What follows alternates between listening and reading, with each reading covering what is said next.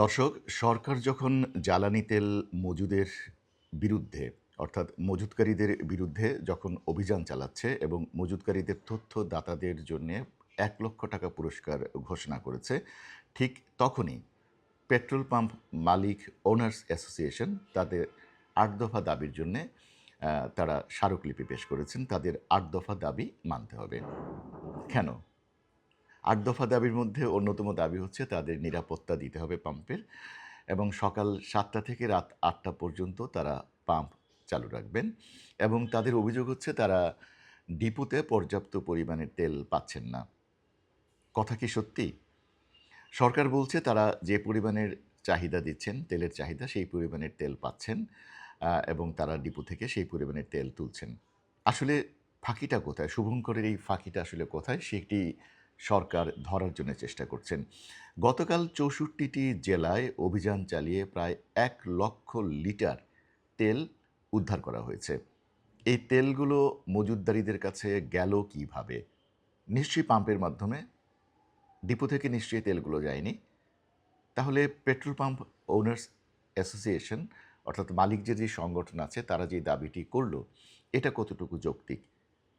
আসলে বরাবরই আমি বলেছি বা আমরা দেখতে পাই কি, যেকোনো আ ক্রাইসিস মুহূর্তে, দেশের সংকটকালীন মুহূর্তে একটি মহল, একটি সিন্ডিকেট সরকারকে চাপে ফেলে তারা বিভিন্ন দাবি-দাওয়া পেশ করেন। তারা চেষ্টা করেন মানুষকে, জনগণকে জিম্মি করে তাদের দাবি আদায় করার জন্যে। আমি বলতে চাই এটি একান্ত আমার নিজস্ব মতামত। আমরা ছোটবেলা থেকে দেখে আসছি দীর্ঘদিন ধরে এই পাম্প মালিকরা রোডস অ্যান্ড হাইওয়েজের পাশের জমিটি লিজ নিয়ে বা দখল করে তারা পেট্রোল পাম্প করেছেন অথবা রাস্তার পাশে যাদের ভাগ্যক্রমে জমি ছিল তারা সেখানে পেট্রোল পাম্প দিয়ে তারা ব্যবসা করছেন। দীর্ঘদিন যুগের পর যুগ তারা এই ব্যবসা করছেন। আমার মনে হয় সরকারের ভেবে দেখা উচিত এই সিন্ডিকেটকে ভাঙতে হলে নতুন ব্যবসায়ীরা যারা আছেন, নতুন উদ্যোক্তা যারা আছেন তাদেরকে ব্যবসার সুযোগ করে দিলে হয়তো এই সিন্ডিকেটটি একটু ভাঙতে পারে। এটি আমার বিশ্বাস। আর ইতিমধ্যে আপনারা জানেন যে সরকার তেলের দাম সমন্বয় করার জন্যে চেষ্টা করছে বা সমন্বয় করার একটি পরিকল্পনা রয়েছে এবং আজকে একটি সভা হওয়ার কথা। সেই সভায় হয়তো তেলের দাম সমন্বয় করা হবে।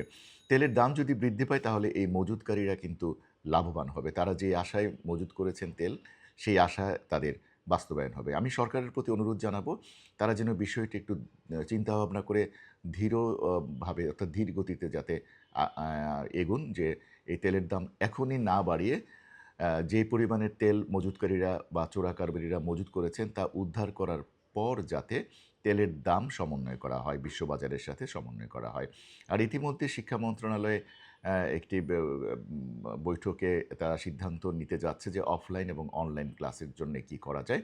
বিষয়টিও ভেবে দেখা যেতে পারে যে অফলাইন ক্লাস যদি বা অনলাইন ক্লাস যদি হয় তাহলে যে ছাত্রছাত্রী বা শিক্ষার্থীদের অভিভাবক যারা গাড়িতে চলাচল করেন তাদের বিপুল পরিমাণে জ্বালানি তেল এখান থেকেও সাশ্রয় হতে পারে।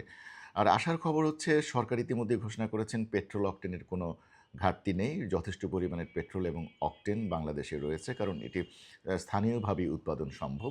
বিশেষ করে ডিজেলের যেই অপ্রতুলতা ছিল আজকে ভারত থেকে আ উম আ বেশ ভালো সংখ্যক লিটার আমাদের পাইপলাইনের মাধ্যমে বাংলাদেশে প্রবেশ করেছে। সুতরাং আশার খবর এটি যে ডিজেলও আসা শুরু করেছে আমাদের বন্ধু প্রতিম ভারত থেকে।